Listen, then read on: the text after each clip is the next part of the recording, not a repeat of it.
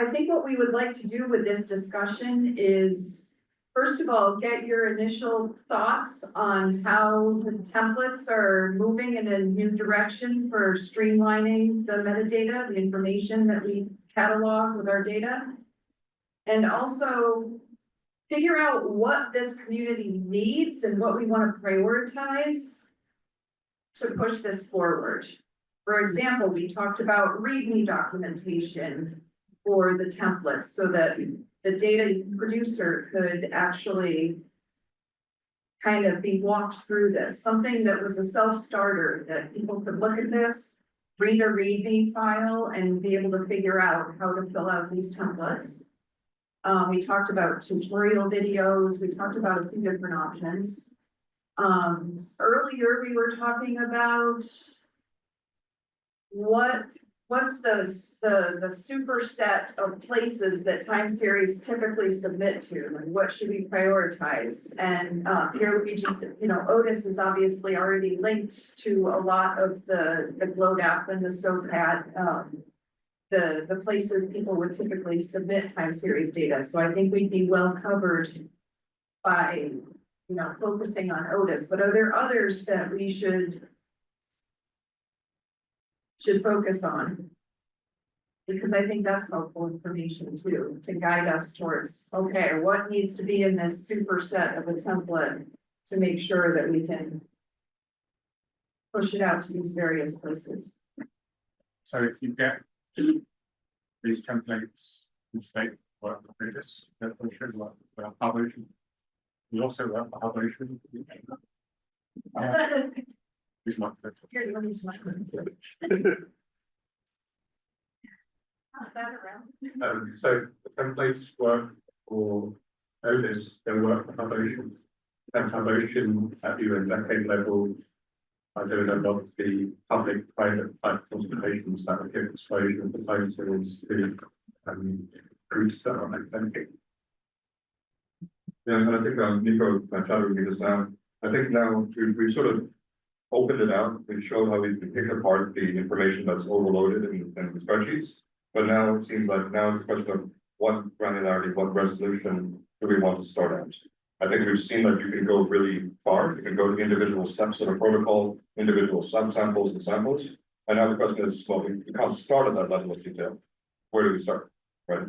And I think once we determine that as a community, we can build that information hub, like this distributed hub across all time series stations. But we would have to see what that is in order for it to be predictable. In the future, I think we will get to that granularity. It's inevitable in a sense. But we have to take steps towards that future. I suggest that we start from the user needs. I know when I download data, let's say from NOMA or from other institutes, I generally trust that they know what they're doing. They won't upload data that they don't trust. So I just go in there and then I need salinity data, temperature data, I just download that and check the flags and that's it. I don't really need a whole bunch of other information. So I wonder, can we start from the user needs? That's one always can in the design of informatics systems. But which users? There are many users, there are many use cases. So usually what happens in software development, you create a list of user profiles and then you tell a user story for different kinds of user profiles, right? So as a data manager in another time series station, I might have a different set of questions. I want to know what methods they use to take their samples. As a informatician who needs metadata for an analysis, I maybe just need similarity data. So that's a good approach. But the thing is, do keep in mind that there are several profiles. Maybe choose the top 3 profiles and then use the line accordingly, right? So just keep in mind there are differences. And it's also remember internally, you are all users of each other's informatics resources. You have interests in each other's information streams. That's important to know. I mean, I think that is an interesting point more generally about FAIR. I think is that the idea is this is acceptable by as many possible people as possible. But have we? I mean, obviously there is a limit to how much resource we can put into that as individual people, right? So, there are finite resources both within the scientific community, but also within the data management community. Has there been much work done on actually finding out who's using these data? Because I mean, surely that should be an important kind of strand of this. I appreciate there might be a use case that we've not envisaged in 600 years time for these data, but that could be almost anything, right? You have no idea what it is. So I mean, do we actually have any kind of empirical idea of what this is being used for at the moment, by which people? And surely the design of that should be at least partly tailored to who's actually using the data, not just us saying, oh, well, it might be used by someone or a computer in 800 years time, right? Okay, I'm sure that may well happen, but we can't envisage that. We're not living 800 years from now. We don't wait 800 years. Machines want to know now, right? What you're doing. But that's also a good point, and I think that will be covered with the user profiles and stories, right? To actually do that. Remember back when I was applying for competition with microbial genomics, I was using a lot of the time series station data. So this is the kind of strange sort of flashback sort of story. To look at seasonality patterns and microbial diversity and doing the genome analyses and metagenomes, etc. So I needed to know, all right, what methods were used at each sampling point. Is the data comparable between the two different time series? I needed to know that. I couldn't find it without a bunch of emails way back years ago. So we can do that. I think that would be nice. Actually, identify which user profiles we'd like to do, including internal users. So I am a data manager at another time series station. I want to know. Right? I mean, this kind of came up because, Does we put some on? All right. The owls following. Maybe I put this too bluntly in the section, but this kind of came up because, you could in this situation where you go down to the individual sample level and you have, 10,000 metadata files to describe, a particular data set. But actually, in that situation, if I was the user and the signature PI was still alive, it would actually be easier for me to stream on the PI rather than wait through 10,000 metadata files. Yeah, I think the point there is that most time series stations are managing this information anyway, somehow, right? It could be in a blog book, it could be somewhere else. So why not just modernize a little bit? But agree, we can't start at full resolution. But something had a hand up here, right? Yeah, I have a thought. It's not totally well conceived, so bear with me. You guys can all try to figure this out. But I sense that a lot of our issue here is with the degree of granularity. You mentioned that already.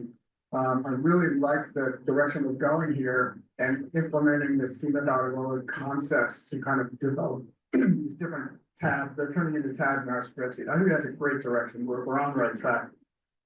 So once we get down to a high granularity, I think it becomes very daunting. And each of us who are a time series creator goes into our minds and thinks about what we're doing and out on the ship and the person up at midnight doing the CTV cast, and we're like, this will never do, right? So it gets overwhelming. I wonder if there's a way to blend these two things by thinking about these what they call data series, event series, action series, event series. I think by definition, everyone in this room has an event series, right? We know what it is, we can name it, we can say, where it is, who's in charge, whatever, we can create the metadata for that event series. That's the lowest, that's where we should all be able to buy in. And then the next really useful step would be to get to the events themselves. We did a cruise last year. Where was it? What did you do? What did you sample? Like just very basic stuff. And now we're kind of off the ground, right? The plane is off the runway. And the level that, when we get to the next 10 levels of granularity is the goal, it's the aspiration. I think so we need to keep circling around, I think, right? We need to keep seeing that high granularity to understand what it is. And then we have to allow ourselves to say, okay, yeah, but I can't go there yet. I'm just going to tell you what my data series is, my event series is, and that I had an event last year, and now I'm in the system. So anyway, that's sort of where I'm thinking. I've seen that with other communities, also connected to Lotus and other federated networks that we built. And it's a good approach because as soon as you do that, like if every time series in this room created their high-level event series and cruise metadata, we can create a new tab in Lotus and Ocean Info Hub for event series, time series, right? So you get immediate exposure. People find your stuff, and then you can point to your data portals or your archives or your contact points. Then you can use that to go to your funders and say, we need more resources to take the next step And we all know what the next step is. So if we say there's community agreement on this plan to get to a certain degree of resolution, then you can go to your funders and say, we know it's worth it because we as a community agree and we have systems listening for this and waiting for it. So that makes a lot of sense.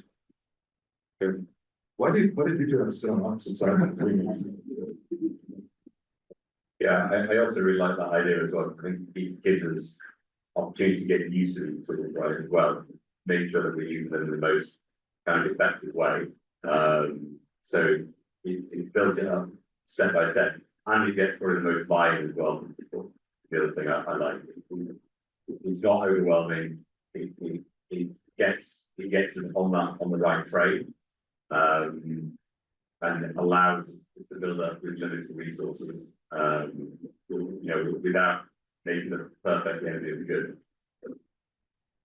Right, and it's also immediately useful. Like again, in terms of fair, with findability, a lot of the stuff in time series agents is not findable. Generic, it's findable maybe if you know where to look. So it defeats the purpose. But this would make it findable.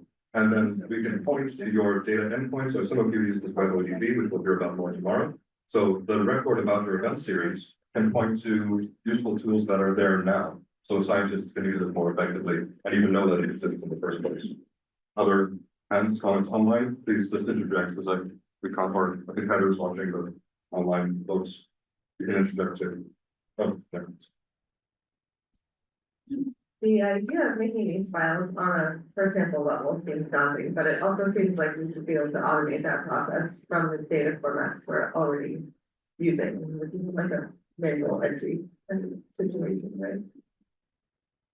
I mean, I guess, mileage will vary between stations, but many stations or activities, they have their own information management system, like a FIMS or a LIMS, like a field information management system. What this does is basically define what the export of that system should be, so that other people know what it is. Several groups that I've worked with, they buy these from vendors, they buy a field information management system or a LIMS and laboratory information management system, but they use their own internal standards so that you're locked into the vendor. One of the things that you ever negotiate with somebody who's going to build that for you is automatically generate this stuff. You can say, make sure it exports in this format, right? So that we can carry it on. But yeah, I think automation would be the way, because when you go for a cruise, you generally know what the plan is, and then you just fill in the sheet as you go along. But Question for you. So we're creating all of this beautiful metadata, and there's a huge amount possible with it. But to check the nice visual representation of that metadata, so you can explore it, you can see where the linkage is clearly wrong. Because it's much easier to see visually this linkage is wrong there. The visual representation that's been table. The original level, do you have plans for visualizations of metadata polls and explore it and bring it to check that it's as I showed in my presentation, we already visualize it, but that's not because we developed that. We use JSON-LD and schema because there are already existing technologies to do this. So yes, if we manage to get even the event series and main cruises into JSON-LD with schema, the visualization is trivial. There are tools that exist right now. We don't have to develop anything. There's a whole developer community creating. If they include geospatial information, like where the cruise, like what the track was, the line, we can put it on our maps. We can show it up however you want to show them. So again, that's the reason we're using these. It's not just because we're geeky about things. It's because there's a whole developer community that created a set of tools and applications that can leverage the work you do here, and it can just flourish outside. Other, so just taking the mic. I appreciate it because I'm doing those. Oh, you're doing. Yeah, doing the IRG. Okay.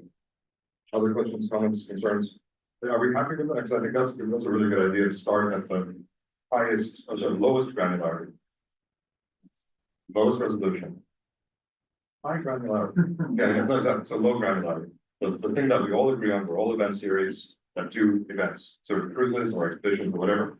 Get that right, then you'll know how these things work. And then you can go to the depth that's comfortable and apply for funding and support to change, like to boost your data management teams, get the right skills. Whatever. Did But all groups cover event series? I don't know if all groups cover an event series. Did any group not cover an event series? It is what it sounds like.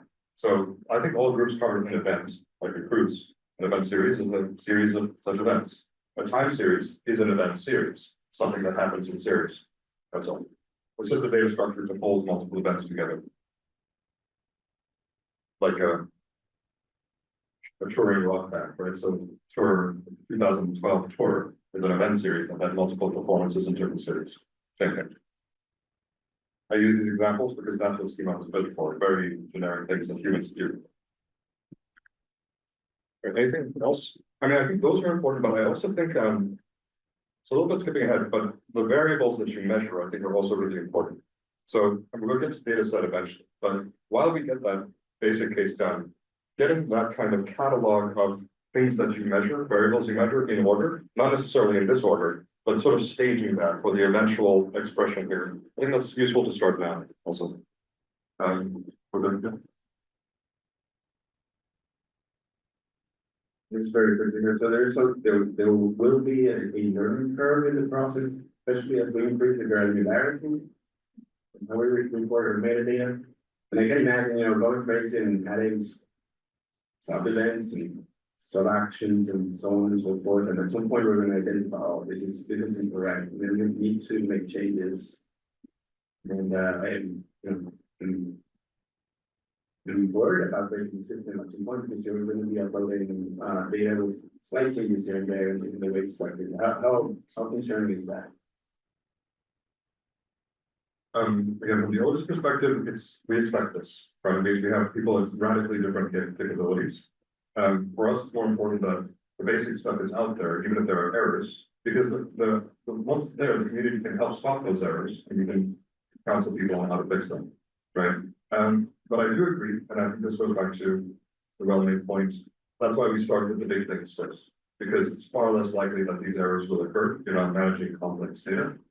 You have a feeling for that, and then gradually go down, because this community can check among yourselves that you understand what the other time series stations are trying to say, and it works. You can use it on your side, and then our validators, etc., will do it.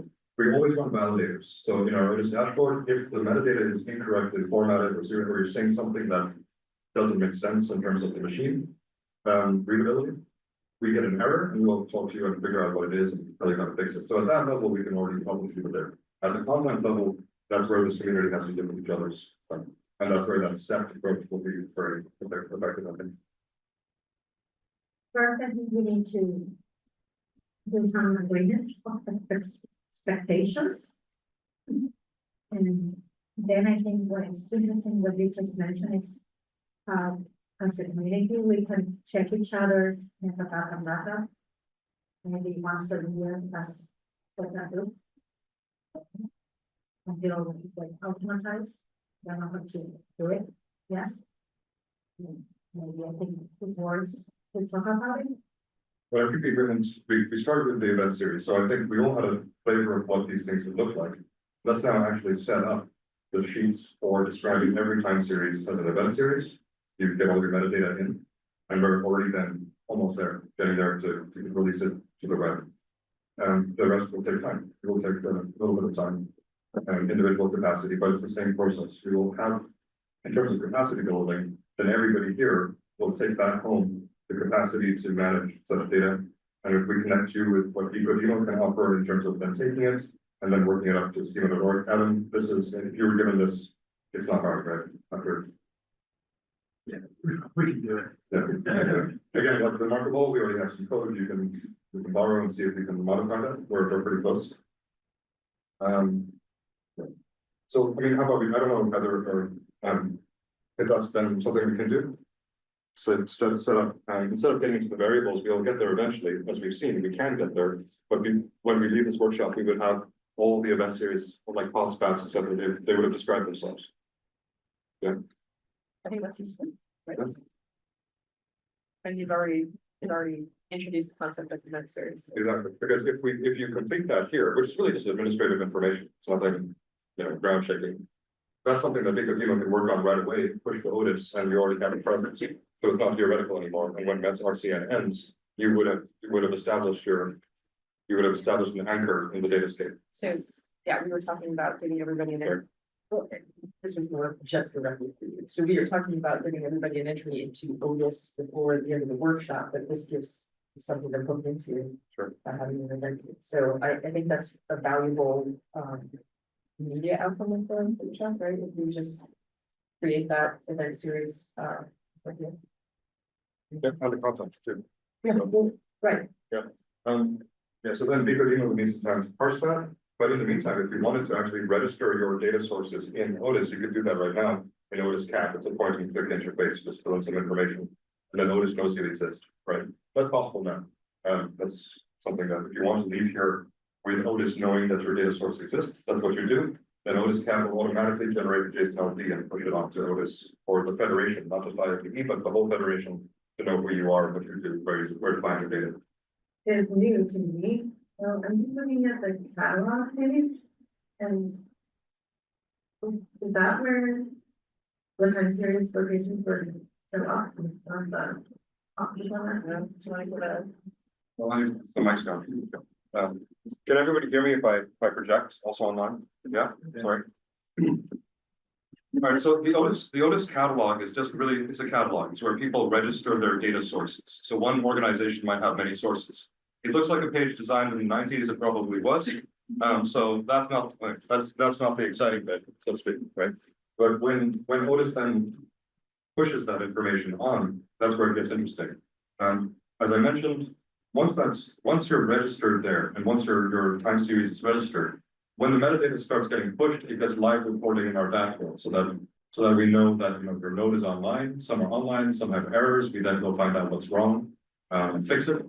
And then every node inside it will share what kind of, so you see things that are familiar to you now, like I'm sharing things like courses, the courses that are run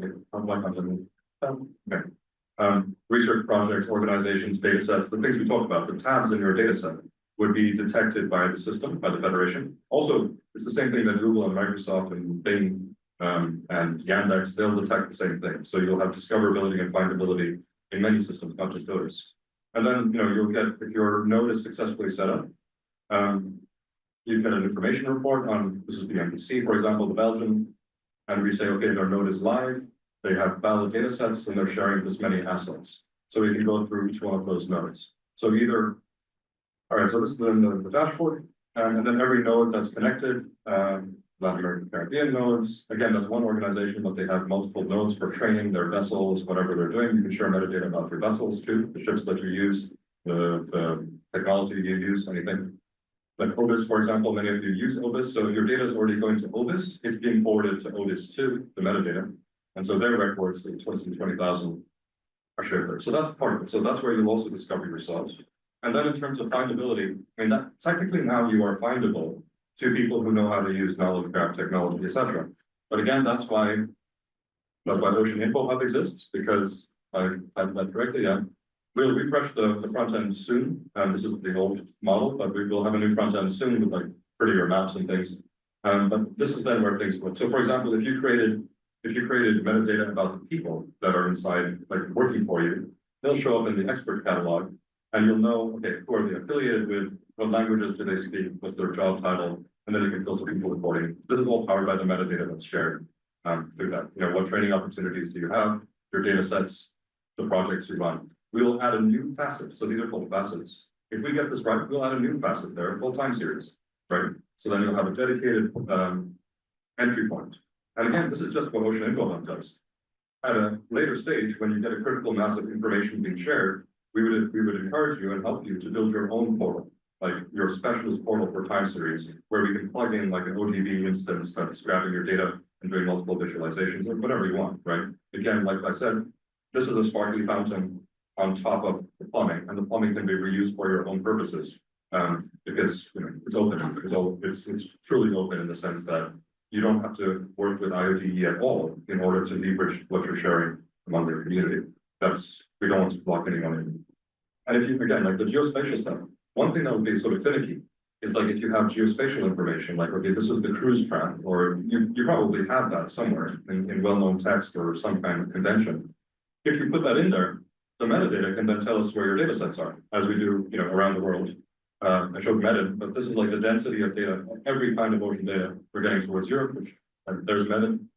Which, again, this is why we needed a new front end, because Metin broke our visualization, because they shared so much data. But yeah, well done you. So that's the density, that's the density we're talking about, and all the kinds of data we can find there. So we'll have a new way of doing that. Yeah, another level beyond that, yeah. So actually, so our developers said, okay, because this concentration is so high, we'll use some of the stuff that like Uber and others used for like Exxon to just deal with spatial. Thanks, Megan. I mean, thank you, but also thank you. There was a question. There was a hand in the back. Oh, I see. Okay. Right, so this is also where you would show up as an example. But again, it's not just us. Like when other Otis nodes, they're learning how to tap into this. So you'll show up also in their search engines. It's like shared resource. As I said it before, so in a grandiose way, but it's also true. We're kind of reclaiming the internet back from the big five tech companies. Like, why should we rely on them for our ocean information and assets? We have the Intergovernmental Oceanographic Commission. We have multinational agreements on ocean data sharing. Let's develop them and take back our internet. So if I disappear in the next like 2 weeks, But in terms of gap analysis, just imagine, like, again, this is helping us in terms of that mission. Where are the gaps in ocean data?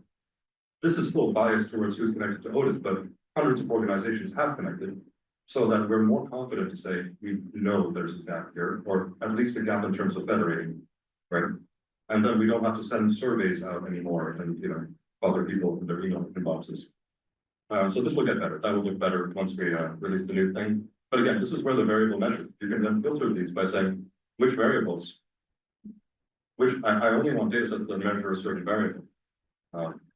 Again, this is subsurface thing, but again, this is just driven by what is being shared, which is why we keep sort of emphasizing, please share in the best quality you can, because that will help people filter and find things according to whatever parameter you're interested in.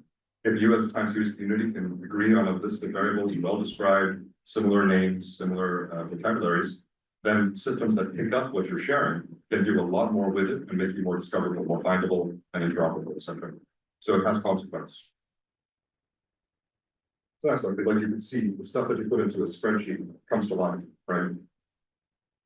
Very cool, but for some of us that are publishing taxonomic data on Otis, and very likely some of the terms, the Darwin report terms are never going to map exactly onto the terms that we're finding in this case. So yeah, but this is again where we rely on trusted relays or mediators like Otis or Bicodemo, because they know Darwin core really well. The biodiversity, that's a standard the biodiversity community understands. So they can do the translation to what it should be saying in schema.org, and that's exactly what they do. but there won't be a conflict. No conflict. And again, some Darwin core terms are not in schema because they're specific to the biodiversity domain. And so we embed them. So schema allows you to embed more specialist terms. We embed them in case of that. But our main purpose at the Otis level is to let people know that it exists in Otis and redirect them to Otis because they have dedicated services for biodiversity. I would imagine the same thing happening with time series, that they discovered an ocean infobot. They maybe have never heard about your time series before. They discovered an ocean infobot and redirect them to your portals, where you offer the right services for your time series. Again, we're not trying to take traffic from anybody, we're trying to connect people. So IoT is about exchange, it's not about hosting, rehosting, or creating a new service that vacuums everybody else up. We want to direct people to the most appropriate point of contact. So here, let me. Heather's gonna pull up. Heather's gonna pull up an event. Empty file, like empty spreadsheet. So as a group can be crowdsourced in real time. If you want to. I think it would allow everybody to leave with something. Yeah, it's really pretty. What you can do, grab that, bring it over here. Versus secure and right. All right, so these are the events. Let's actually start at the event series, so the time series themselves. Right? I think that's where we can start, because I don't think people will recall an individual cruise. So can you just edit the name, so we all remember this is the series later? Event series? Event series. So event series is one type of event series, is a time series. So let's choose one. Who wants to start? That's since we're here, I think, right? Perfect. Okay. Bermuda. What is it? What is the full name? Time series. I like that. It's like a mantra. It's like church. So, time series. What you said another word. Say one person. Study. Study. Time series. Study. Okay. So it has two S's? No. No, the middle one is large. Oh, okay, it's one of those. All right, now, thank you. Great. This amount, we don't really need, that's where creative work. Start date, when did you start? October 1988. 1988, October 10th.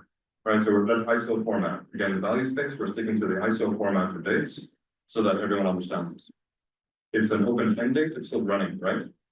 Now, for location, we can put a latitude, longitude pair, or we can use something called well-known text, which is where you can define a polygon or like basically the sum of all of the areas you've ever signed, right? Or you can just draw a rough polygon around it. I'll do that live, but it's basically a statement. Let me show you what it would look like. Well-known text is a format supported by the Open Geospatial Consortium, Esri, Microsoft, others, right? It's pretty easy to use. That's it, right? So if you want to represent a point, a line, a polygon, or a polygon with a polygon inside it, there are also similar textual conventions for polyhedral surfaces if you want 3 dimensions, right? But that's it.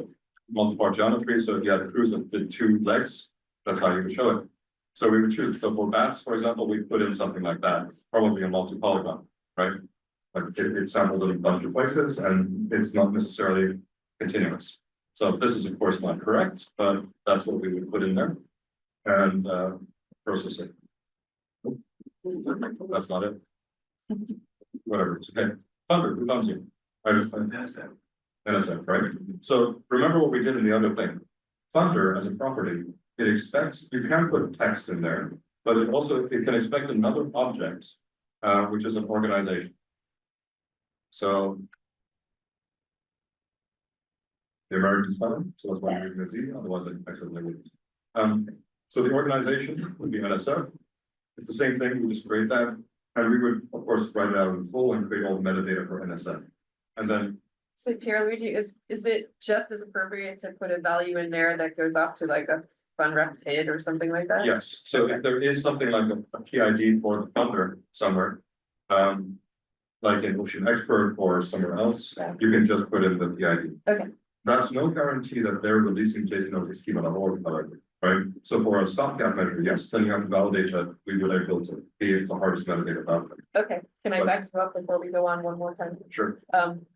There's so you put in the name of the full event series name. Yeah. And they all have something that could it map their acronym map to the sort of alternate name? Could we use that for folks? Yeah. So again, whenever you're in down, just look at the schema.org documentation. Well, that's where I found it, so. Okay, and what was the parameter alternate name from? What? What was the parameter? There. Alternate name, Alternate name, okay, so I stuck it in there oh, thank you. sooner or later.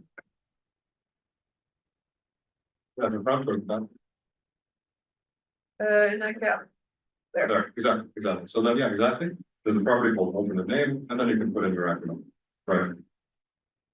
Cool, yeah, so then basically, the rest of it is just, we're already building it, so for our collective Mets RCN story, we just do the same for others, so you can already do it, it's a collaborative document. Others who are responsible for other time series, please start just basically filling this in, right? And looking at event series, you can see what parameters you can use, what are available to you. So actors attend, again, remember, this is designed for like performances and things, but so you don't need to put in actors unless, you know, actors come and visit. But things like contributor or directors, right? The director of the event. And this already tells us we need a list of people. So again, you can just write a name if you want to, but at the same time, it's better to have another spreadsheet. Again, it's a little bit of a lift at the beginning, but then it becomes much easier later. But you could put an orchid in there. Yes and no. Okay. Again, an orchid does serve JSON-LT schema authority. Okay. But not always, it's weird. We're trying to work with them so that, yes, you could just dump an orchid in there. But right now it doesn't work. What we Okay. know works is the Ocean Expert system that IoTE runs, right? So you can register yourself in Ocean Expert. Right, all these guys would have to register an Ocean Expert. Yeah, to which is get that. pretty easy. It's just like who you are. The nice thing about the Ocean Expert system is that that's connected to the UN Decade participation. So all UN related events will know, and it cross maps to Orchid too. We're trying to auto-populate and sync your Orchid identification with Ocean Expert, but there's some restrictions on the Orchid side as to like how many calls you can make. So hopefully this, you'll only have to maintain one and the other one just needs your permission, make an update in the future. What if you have like multiple funders or funders that change from time? Some of the. So. How would you handle that? Yeah, so again, if you want to get that to that granularity, a funder is an organization, right? So every funder that you have, you create your a row inside of this for your different funders. And then just put the identifiers together in that funder field, right? Say these are the funders that did it. There's another field in there You just separate out funders. with pipes or something, right? So let's say I'm going to make up some IDs, but let's say I have multiple funders. Yeah. I'll use those IDs. So funder 1, separator, funder 002. Those map to my organization table, and the identifier there, that's what the link is, funder 001, right? So then all the metadata about the funder lives in this table. And I can do that for, in terms of like when they were funded, that's why you have this handy little funding property, right? And if you look at funding, it's a graph, so it's another type. So again, that would be another spreadsheet where you can put in start, stop date of the grant, who funded, all the metadata about the grant. So that you credit it appropriately, grant codes, grant numbers, right? And then the same way we just link funder to it, we would do that with grants. This is great. What? This is great. I like it. Pretty smooth. And again, like we had a choice initially, like what kind of framework are we going to use? And we chose schema.org because you can describe many things with it. Not perfectly, but pretty well, right? And that's going to get us where we need to be as an ocean community soon, right? And of course, if you have other properties that are not included in this, you can add them too. There's this additional property thing, but it's much better that you agree, like we all understand these additional properties. We don't take willy-nilly add additional properties. Raise, yeah. For a program like Argo, what do you just say the globe for your area, or do you look by float at location, which moves, or? Yeah, so Argo, because you like have 3 million data points or so, right? You have excellent geospatial information of where your floats went, right? Where your floats have been. So you basically can do a processing step and take the sum, get the limits of all of their courses, because they haven't covered the whole ocean yet, right? So for Argo, especially because you have depth also, I would do the polyhedral surfaces and say Argo has done this slice of the ocean. One of our big stretch goals for Otis, the technology doesn't really exist very well, but the ocean is deep, right? And we always have these 2D maps. So the deep ocean community is always really ticked off at us because it's like, there's more ocean than we're deep. So we want to eventually have that 3D working with the bathymetric people, 3D visualization to show where the observations stop. Right, you would do that, for instance, so you have the location, you just refer back to another table that was for each float. No, not each float. I mean, again, you have to choose as a program a sensible level of granularity. So this is the granularity question. Otis is not trying to reproduce Argo services. You have wonderful web services already where people can go per float and find data with Argo Viz and others, right? We don't want to reproduce that. That's a lot of work. We just want, if you chunked it out and said, look, here's the Argo in a 100 by 100 kilometer grid for a month, like each month. Then you reduce the 3 million to some thousands, and we can index that. And if somebody wants information inside that chunk, they then forward it onto your services. I'm going to be just Probably You need the yeah, sorry. probably the multi-polygon, but that's the globalization of 1,000 meters text or the. Yes, exactly. So there's a convention. All that you would need to, all that you need to do is like, you have the information already, right? Like if we buy, you go fire, resolution. So why, how many, this is probably critical to do that. They park there, which is a different. Yeah, but the data from outside of that. Data does do that. Sorry, Nick, I just, that was an honest question. My take on that was, because they park there, they can drift there.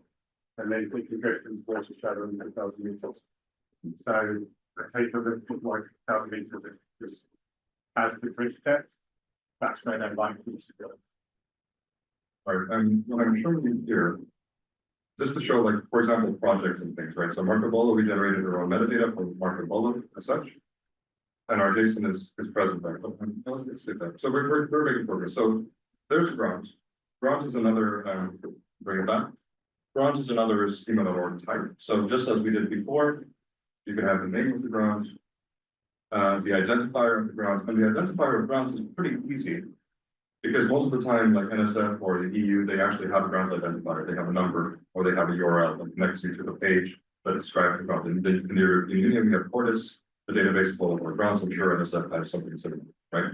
So you can add that there. You can add a URL that takes you to the page of the grant, you know, so people can learn more about it. And then if you look at the grant type, it will have what you'd expect it to have, really. So what was funded, you can link back to your thing. Who the funder was, you already have that, so you don't have to repeat it anymore because you already created it in the funder table. You just point it to that. And then everything else that you need from there. What was funded? If you had a monetary grant, there are different kinds of grants. That's why you didn't see things like, but this is probably the one you're going to use. Monetary grant, the amount in a certain currency and the funder, and then it inherits everything from grant, right? Pretty easy, very small, but that's how you keep track of things.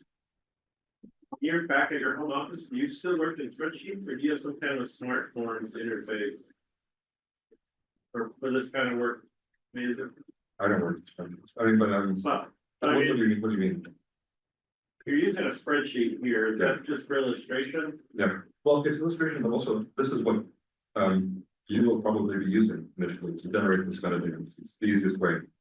At the end of the day, if your tech team people back home, if they have a better way for you to do it, but it generates the same kind of metadata, like the JSON LD schema, it doesn't matter. You can choose whatever method you want. We don't mind what tool you use, as long as the data that it produces is compliant with everybody else's. That's interoperability.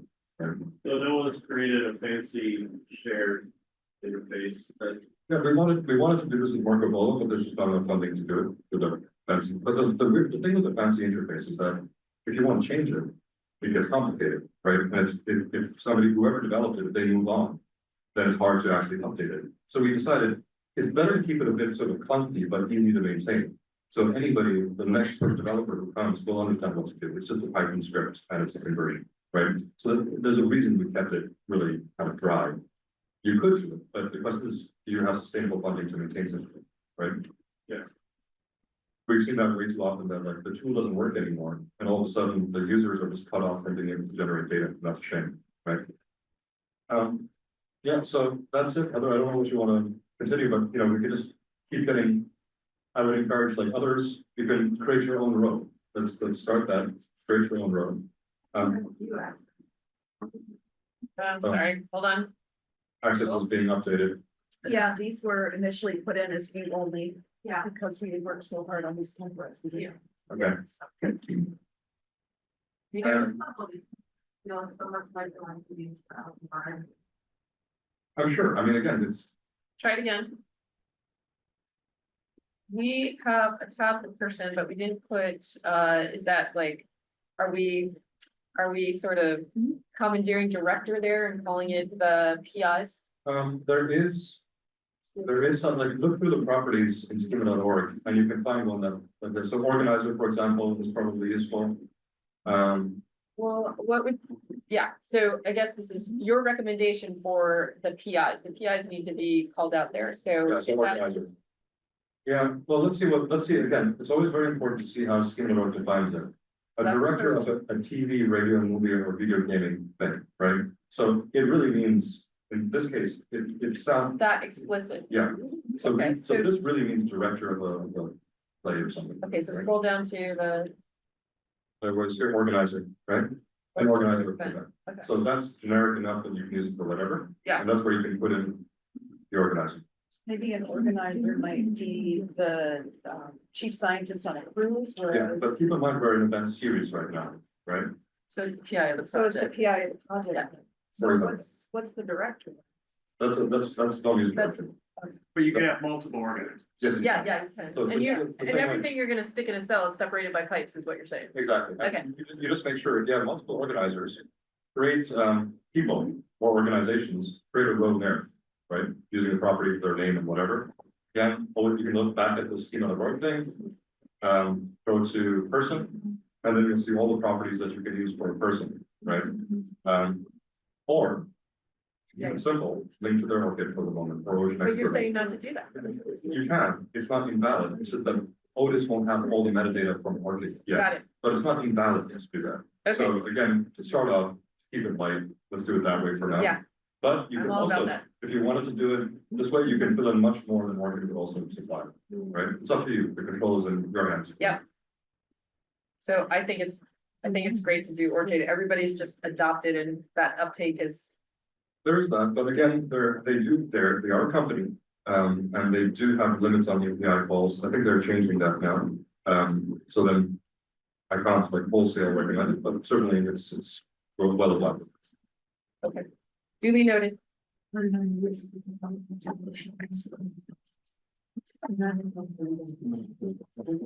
Yeah, Ocean Expert is the thing that IODE runs. Ocean Expert is like an identity management system that IODE runs. There's a contract out right now to update it a little bit, but basically this is really focused on the ocean community. You can register there. If you register there, the metadata is automatically forwarded to Otis and you show up, right? You'll be noticed by, you'll show up in the searches of Ocean Info Hub and everything else. So you can register yourself and your institution there too, if you want to. That's up to you. But that's quite handy because, as you saw, it asks questions that are a little bit more relevant to us, like who are the experts, what do they know about? Like that was a knows about field, what do they know about, and what languages do they speak, right? So if you need to find people, it's a little bit better. So I would encourage you to use Ocean Expert, and if you do, you can use an Ocean Expert ID here, like instead of in the person, in the identifier, you can use an Ocean Expert ID, and then it can automatically fill out all of that information, right? You don't have to do it manually. All right, this event series, this is great. And please, look at that event series tab in schema.org. And if you see a property that says, oh, I want that, I want to say that, grab it and add it as a column name, right?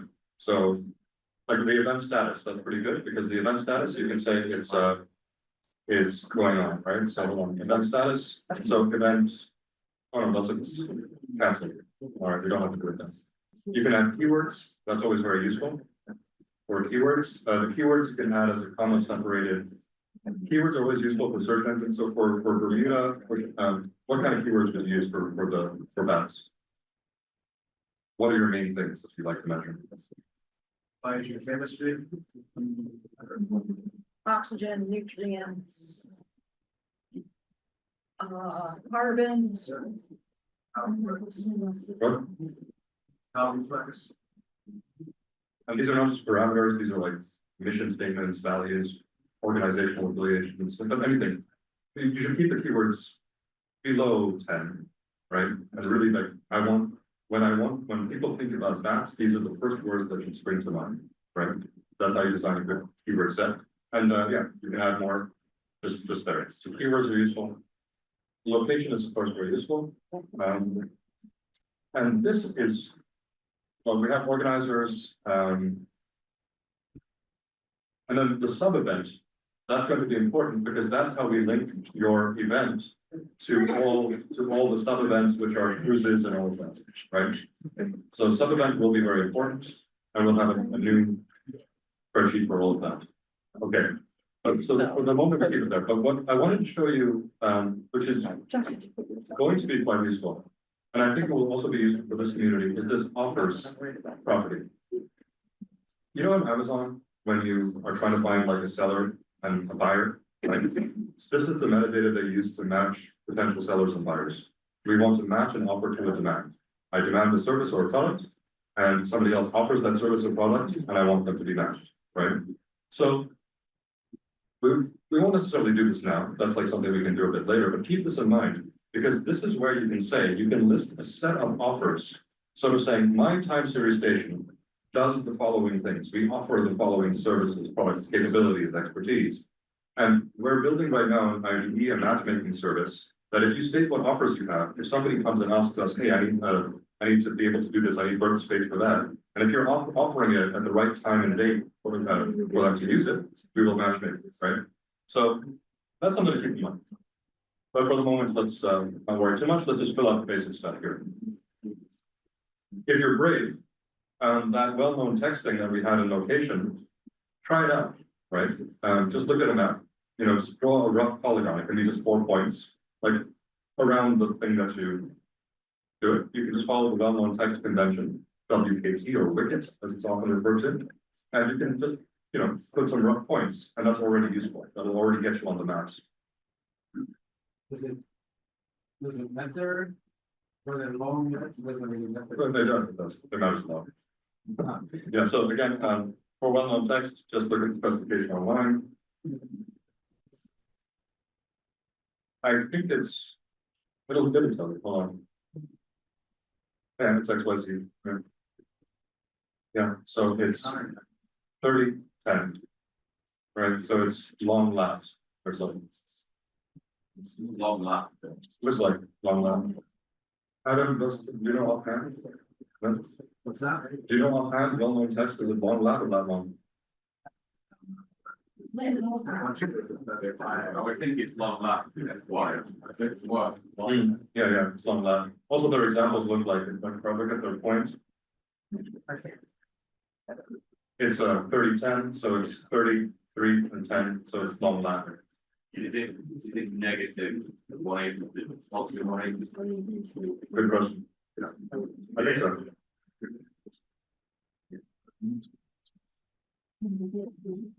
Let's look at the actual specifications.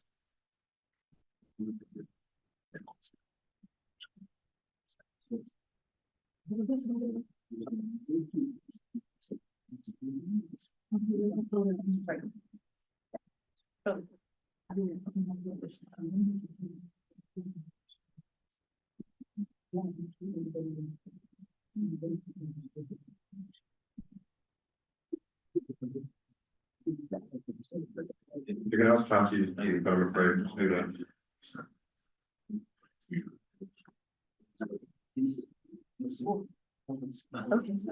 Well, thanks for. Yeah, it's XY, so it's XY coordinates, XYZ if you're doing it. Is there any script outline pretty much this information in a access database? Is there scripts that will convert from that convention to this convention? Though in the access database, I've not used standard names like this, but is it just a matter of mapping the name that I've picked with one of these standard names? And then is there a way of just Exactly. If you have like a normalized database, like a SQL compliant access thing, you can export what you have and rename the properties. Right, to match. use one of these standard names? You can, or you can update your attributes, so the property names. In SQL, they're called attribute names. Yeah. You can rename them to match. But the thing to watch is that the value space matches, right? Because Oh, yeah, right. like what we're putting in here, schema.org expects ISO format for Yeah. things, right? Okay, So sometimes you may not have the right value match. yeah, So that's the thing to watch out for. okay. Okay.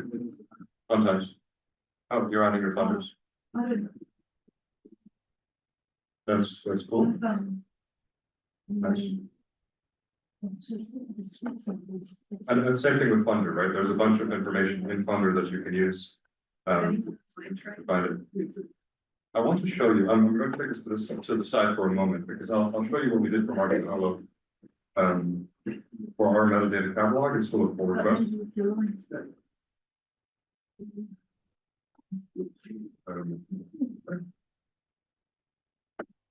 This is like a basic example, like we're using to illustrate how we do this for our projects. It's why we just. So for example, our grant, the Marco Polo grant. There, so that's a little bit of snippet of information about the grant. These are the identifiers of the grant, because we have UK participants, there's a bunch of other identifiers, the name and then the funder ID. And then there's links to the funder over here. The amount, etc., the monetary amount of the currency, right? These are all just schema.org fields. Then the actual, this is the funder, the European Union. So we created an organization thing with the name of the organization, alternate name, which is their abbreviation, a description, some keywords, their email, etc. And then here, this is our actual project. So the project with its metadata, its description, its abstracts, data policy, whatever, right? So that's what we're doing. So even with your funders, take a look at the schema.org organization type, and you can choose whatever you want to say about your funder, right? Or a name and a link to them is usually enough because they have metadata somewhere, right? Usually, or if they're registered in something like they could register an ocean expert, but I guess they wouldn't. But if they are registered somewhere, it's useful. But word of warning there. There are systems like ROAR and others like that give identifiers for organizations. Sometimes people set up an entry because they need it, not because they're a representative of that organization, right? Be careful with that. So I would not use something that somebody just set up for NSF, unless NSF endorsed that, like NSF actually set it up for themselves. Be a bit careful about using them because there's no guarantees of being up to date or to be accurate, etc. Right? It's better in that case not to link to an identifier, just to point to the URL of NSF. That's better. And the granularity of that is variable, right? Allowed to be variable. What do you mean? So within NSF, there's Oh yeah, sure. records, and within an institution, there's Exactly. So departments. like if your funding came from a specific department in NSF, just name that as specific as you want it to be. Yeah, okay. Right. So it can be whatever program it is. Again, you differentiate the funder from the grant, like the grant Yep, might be yep. coming from something else. Sure. So we're going to change that to monetary grant.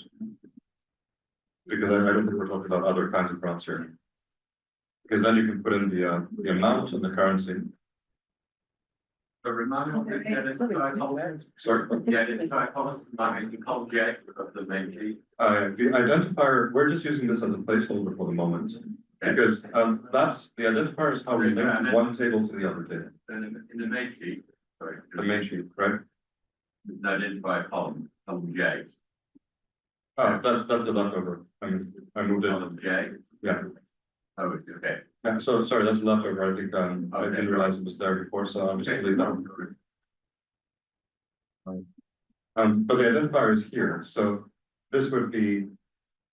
Again, if you register these in something like Otis Cat or Ocean Expert, you put in that identifier and they would automatically populate your metadata. However, they may not produce the metadata you want to use. So let's try this first, right? But for the moment, we're just gonna pull them like that's one, right? We'll do that. We'll replace it with something that works. In Marco Polo, what we decided to do that every one of our metadata files will have a W3 ID. It's like a DOI, so that they're always accessible on the web. Because we want to go with the full link data route. You may or may not want to do that. But as long as you have a unique identifier that's registered somewhere, it'll work. Yeah, great. So we see some. All right, we see some links. Again, the organizer, it's always better. Is expecting you to, you can use text, yes, but it's better than to just use the person or organization, like first name, last name. I'll set it up for you. So some of these have, I tried to put comments in there that kind of guide what should be in there. What? The headers in the spreadsheet, like for under organizer, I have PIs, separate multiple PIs with a pipe. You can use an ORCID, or you can break out the information into the person tab. Yeah. So Okay. those all have comments at the top of them. Here, okay, there you go. Okay. That's good. And yeah, this is good. Yeah, I mean, we can clean it up a little bit later, but this is already looking, this can be generated into JSON-OD and you'll be a notice shortly after, right? As long as you find it, if Ecological was relaying it, they would do it, or somebody else. But for us, again, it doesn't matter where the metadata is or who's hosting it, as long as you tell us where to look for it, right? Well, to keep funding the organisation, they can't keep organised, right? So the organizer property, right, on event series, you can either fill that out by a person or an organization, both are valid. So some people are choosing to fill that out with a person and others with an organization. Yeah. But we should try and be consistent here, in what we're putting in there. Yes, that's where you decide. Some organizations are funded, some organizations are organizations. But is it the individual PIs of the project that's being funded, or is it? Like, if you're mixing it, then it's mixed in. Again, it's so kind of diluted. when Steve was asking you, like, who's the organizer of this event series? It's a mix of people and organizations. You can decide that we won't mention the people, we mention the organizations. But people often want to know who's leading it at a certain time, right? So you can do an array, like some people are doing here, of people and organizations Fair. that you would describe in these sheets or link to orchids or whatever it is, right? I think your question is slightly different. So in the organizer tab, you can put any organization, whether they're a funder or the person operating it, any organization, you're just listed here, and then you use these IDs wherever you need them, right? So inside the It's organization, confusing that like it's a PML in there, right? They're called Funder 05, but they're presumably not. oh no, so that, again, these are the placeholders, right? Let's just call these, let's just call this org, right? Okay. Right, okay, sorry, that makes more sense. And then, an organization can be a funder and also something else, Yeah. right? And you can just reuse the same ID for multiple different roles according to what the property is asking for. So you're all like leaving as advanced metadata experts. You now understand why we needed you here so badly, here, Tracy.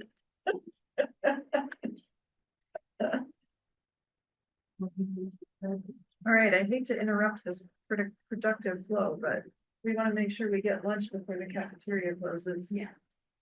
But if you want to get lunch to go and come back here and keep working, go for it.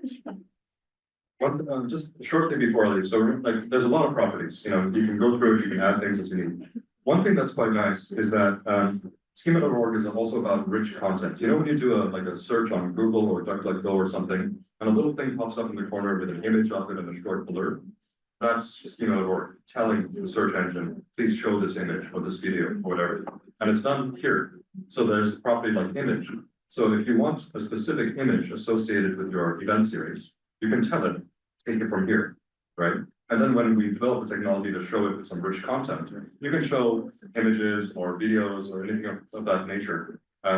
You can put it there. If there were books written about it, we can link it all. That's downstream. But these things that we're creating now are anchors for your time series in the datascape, to which you can add all sorts of stuff, right? I mentioned to some of you, like we'll be starting some podcasts also for the Ocean Data 2030 program.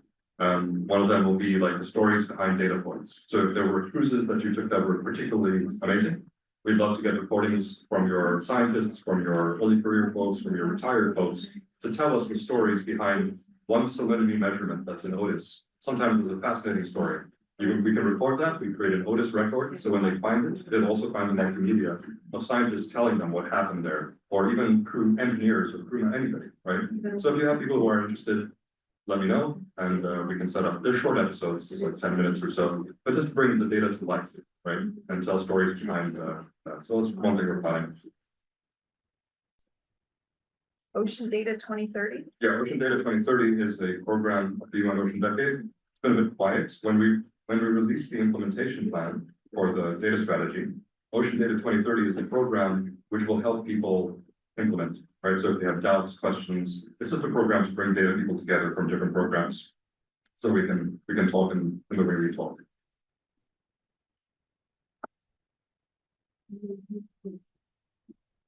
Plug in this sort of USB thing to the back of our skulls and just. There's a chat messages. Oh, did we get a chat message? No, it's fine. They've been done. Oh, I put a message. Yeah. For those of you who are on the Zoom, we're gonna head to lunch shortly, but I have put a link to this event series spreadsheet so that you can actually enter data from your time series in there. And there's also a schema.org link to the event series so that you can learn about the different entries. Exactly, and when you're looking at that schema.org, as you've already said, some of them are just things like text, right? So if it's text, they just want, as they say, they just want text, just write it, right? Sometimes they're asking for a type, like a creative work or an event or a person or organization. Whenever you see one of those types, that's where it's asking you for a new tab where you fill out the information of that type and link it by an identifier. That's how it works, right? So JSON is JavaScript object notation. An object is one of these things. A type is a kind of object. Like you have an object for a person, an object for whatever. That's where it all, when data people talk about objects in the sense, in this particular frame, that's what they mean. In the location tab, how does it, we're obviously using this particular thing, how does it know that's a lot long, not something else? Yeah. Again, because you're using the well-known text convention. And that was refers to long, Long left. sorry, long lap rather. Yeah, I mean, that's what they document. And this is also what not just Otis, but the Open Geospatial Consortium, GIS software, they'll understand it, right? Again, that one's a bit of a tricky one, because actually what happens here, Sorry, I'm confused, it wasn't for UKT though, just a generic. I understood it was a generic thing, but geometry, right? Not Yeah. a. But that, so I guess my question is, how does that know that you're not just referring to some random vector geometry or a piece of paper? Rather than the long lap. Because those examples it gave weren't that long, so they were just. Yeah, the examples in that Wikipedia thing are just like 0.3010. all right, That's okay, not so 30 degrees. I think it's understood by context, partially because like when you type in location, and again, we're taking a little bit of a shortcut here. Okay, it's understood by the fact of location.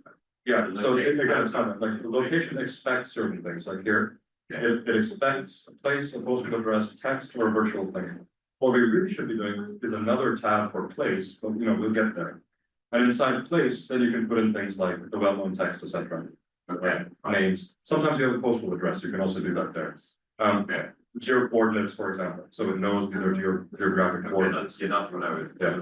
So we're taking a bit of a shortcut now for time, but that's what we would convert it to as we review these spreadsheets a bit later. Yes. What you said about grants, specificity, Ground specificity. I thought you were saying something about something to, individual award or not.